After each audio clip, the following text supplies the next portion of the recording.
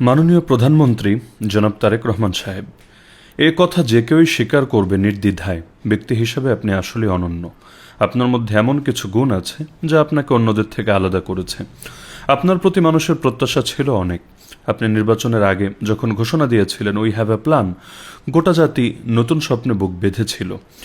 তো তারা ভেবেছিল নির্বাচন আসলে আসলেই মনে হয় দেশে মৌলিক পরিবর্তন আসবে, নয় কোনো বন্দোবস্ত আসবে। যেমনি ভাবে বিগত ইন্টারিম সরকারের আমলে যখনই কোনো সংকট দেখা দিত, আপনার দলের পক্ষ থেকে নির্বাচনকে এমনভাবে হাইলাইট করা হতো, মনে হতো নির্বাচন হলে আসলেই দেশের মৌলিক সমস্যাগুলো সমাধান হবে। অবশেষে নির্বাচন হলো, ইতিমধ্যে 2 মাস অতিবাহিত হয়ে গেল, আপনারা 2/3 মেজরিটি পেলেন পার্লামেন্টে, কিন্তু মানুষ দিনকে দিন কেমন যেন হতাশ হয়ে যাচ্ছে। আমি জানি না আপনারা এটা কতটুকু অনুভব করতে পারছেন। যে হারে বিভিন্ন তেলবাজের পরিমাণও বেড়েছে, তারা আপনাদেরকে বাস্তবিক চিত্র কতটুকু অনুভব করতে দিচ্ছে এ ব্যাপারে আমরা সন্দিহান। কিন্তু এই যে বারবার বারবার কার্ডের বিষয়টাকে আপনারা সামনে আনছেন, যে কোনো ক্ষেত্রে এটা তো একটা কমন নীতি। একটা লেবু বারবার বারবার চিপা হলে সেটা আসলে তিতা হয়ে যায় এবং সেটা বিস্বাদে পরিণত হয়ে যায়। এই যে গণভোট এবং জুলাই সনদ নিয়ে যা কিছু করা হলো, এটাকে এমনভাবে তিতা বানানো হয়েছিল যে কোনো ব্যক্তি এবং সাধারণ মানুষের কাছে এটা একটা বিরক্তিকর ব্যাপারে পরিণত হয়েছিল। এখন কার্ড, একের পর এক কার্ড। নির্বাচনের আগে ফ্যামিলি কার্ডের বিষয়টা নারীদের ভেতরে বিশেষ করে আপনাদের জনপ্রিয়তা বাড়াতে অবদান রেখেছে, কথা অস্বীকার করার সুযোগ নেই। কিন্তু এখন যেভাবে দেশে মৌলিক সংকট ছড়িয়ে গিয়েছে, এগুলো নিয়ে কোনো সমাধান না করে শুধুমাত্র কার্ড আর কার্ড আর কার্ড, আজকে এলপিজি কার্ড, এর আগে ফুয়েল কার্ড, তার আগে এই কার্ড সেই কার্ড, এভাবে এত বেশি কার্ডকে হাইলাইট করা হলে মানুষ তো আসলে ব্যাপারটা ভালোভাবে নেয় না। তার চেয়ে বড় কথা হলো, এই মাত্র 2 মাস সময় একটা সরকার এবং এতদিন পরে আসা সরকার, দীর্ঘ বহু বছর পর্যন্ত দেশে সুষ্ঠু নির্বাচনই হয়নি, তো ফ্যাসিবাদী সরকার বিতাড়িত হলো, ইন্টারিম গভর্নমেন্টও দূর হলো। মানুষ তো স্বভাবতই আপনাদেরকে নিয়ে অনেক বেশি আশা করবে, স্বপ্ন দেখবে, এটাই স্বাভাবিক। কিন্তু দেখা যাচ্ছে আপনাদেরকে নিয়ে সামান্য ফেসবুকে সমালোচনা করলেও গ্রেফতার করে নিয়ে যাওয়া হচ্ছে। ইতিমধ্যে একাধিক স্টুডেন্টকে পর্যন্ত গ্রেফতার করা হয়েছে। অথচ এদিকে দেশে ঠিকভাবে বিদ্যুৎ থাকছে না, অধিকাংশ এলাকায় বিদ্যুৎ ঠিকভাবে থাকছে না। দিনের মধ্যে কখনো 8 ঘন্টা, 12 ঘন্টা, 16 ঘন্টা পর্যন্ত বিদ্যুৎ থাকছে না। তার মধ্যে শহরাঞ্চলেও দেখা যাচ্ছে সারা দেশে তেলের কি ক্রাইসিস চলছে, যানবাহনের দীর্ঘ সিরিয়াল আর সিরিয়াল। অথচ সংসদে দাঁড়িয়ে বলা হচ্ছে তেলের কোনো সংকট নেই, সব স্বাভাবিক আছে। এমনকি তেলের সংকটের কারণে যতটা না সমস্যা, তার চাইতে বেশি সমস্যা হয়েছে মজুতদারের কারণে আর আপনাদের অব্যবস্থাপনার কারণে, রেশনিং পদ্ধতির মাধ্যমে এবং আতঙ্ক ছড়িয়ে দেওয়ার মাধ্যমে। আতঙ্ক তো আপনারা ছড়াননি, কিন্তু এটা যে কোনোভাবে ছড়িয়ে গিয়েছে। তো একদিকে আতঙ্ক ছড়িয়েছে, আরেকদিকে আপনারা রেশনিং সিস্টেম চালু করেছেন।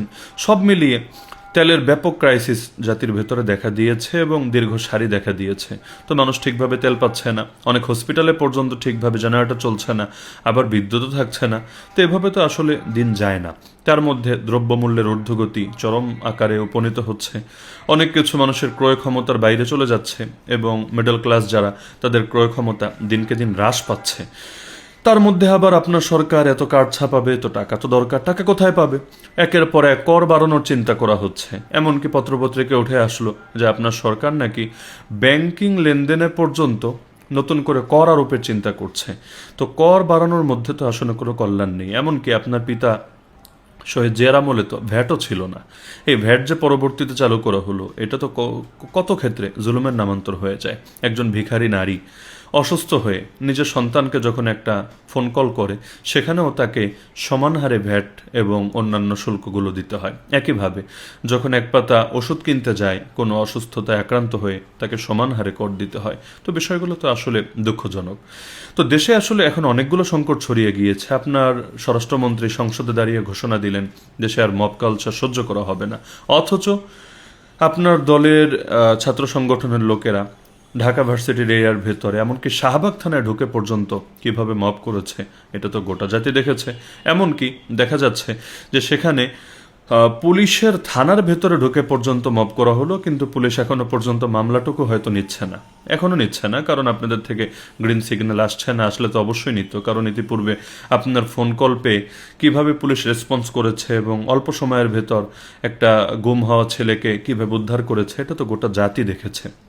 তাহলে দেখা যাচ্ছে এই যে সংকটগুলো ছড়িয়ে যাচ্ছে, এমনকি জাতি ফ্যাসিবাদের বিরুদ্ধে ঐক্যবদ্ধ ছিল তাদেরকে নতুন করে দ্বিধা বিভক্ত করা হচ্ছে, অথচ জাতি বিভক্ত হলে ফায়দা কার এটা আপনার চাইতে আর কে ভালো জানে। এই যে গুপ্ত গুপ্ত নতুন ট্যাগ, বট এবং রাজাকার ইত্যাদি ট্যাগগুলো দেওয়া হচ্ছে, অথচ এতকাল দীর্ঘকাল পর্যন্ত তারা তো আপনাদের জোটসঙ্গী ছিল, তখন তারা রাজাকার ছিল না, তখন তাদের ভেতরে কোনো দোষ ছিল না, সব দোষকে নতুনভাবে দেখা গেল। এমনকি কেউ কেউ জঙ্গি ট্যাগ দিচ্ছে, অথচ জঙ্গি মামলার আসামি শুধুমাত্র বিরোধী দলীয় নেতা না, জঙ্গি মামলার আসামি তো আপনি নিজেও ছিলেন। এবং পরবর্তীতে আদালতে তো সবগুলো আপনাদেরকে অব্যাহতি দেওয়া হয়েছে। তো শেখ হাসিনার আমলের মামলা দিয়েই যদি কাউকে জঙ্গিবাদের অভিযোগে অভিযুক্ত করা হয়, তাহলে আপনি নিজে এবং আপনার দলের সাবেক স্বরাষ্ট্রমন্ত্রী থেকে শুরু করে বড় বড় পর্যায়ের ব্যক্তিরাই তো এখান থেকে পার পাবে না। তো সর্বোপরি কথা হলো, আল্লাহ তাআলা একটা সুযোগ তৈরি করে দিয়েছিলেন যাতে ঐক্যবদ্ধভাবে বাংলাদেশকে নতুনভাবে বিনির্মাণ করবে। আর উন্নয়ন হলে যে জনপ্রিয়তা বাড়ে, তখন যে নিজের ডাকডোল নিজে পিটাতে হয় না, এটা তো স্পষ্ট।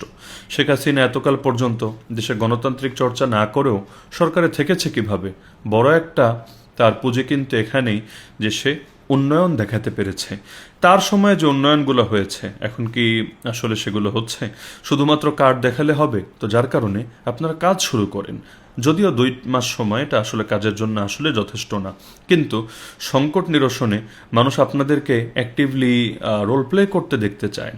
কখনো এমন হচ্ছে আপনাদের মন্ত্রী আর সংকট স্বীকারই করছেন না।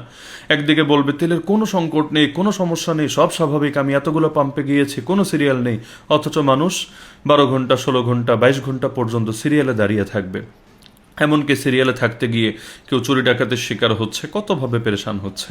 তো এখন এগুলো তো আসলে আপনাদের ইমেজ চরমভাবে নষ্ট করবে। তো সর্বোপরি আমার কথা হলো, আল্লাহ তাআলা আপনাদেরকে যে সুযোগ দিয়েছেন, এই সুযোগকে কাজে লাগান, এটাকে সঠিকভাবে ব্যয় করেন, আর আপনারা সঠিক সমস্যাগুলো চিহ্নিত করার চেষ্টা করেন, তেলবাজদেরকে দূরে রাখেন, তবেই পরিবর্তন আসবে। না হলে মানুষ কিন্তু আসলেই ক্ষুব্ধ হবে।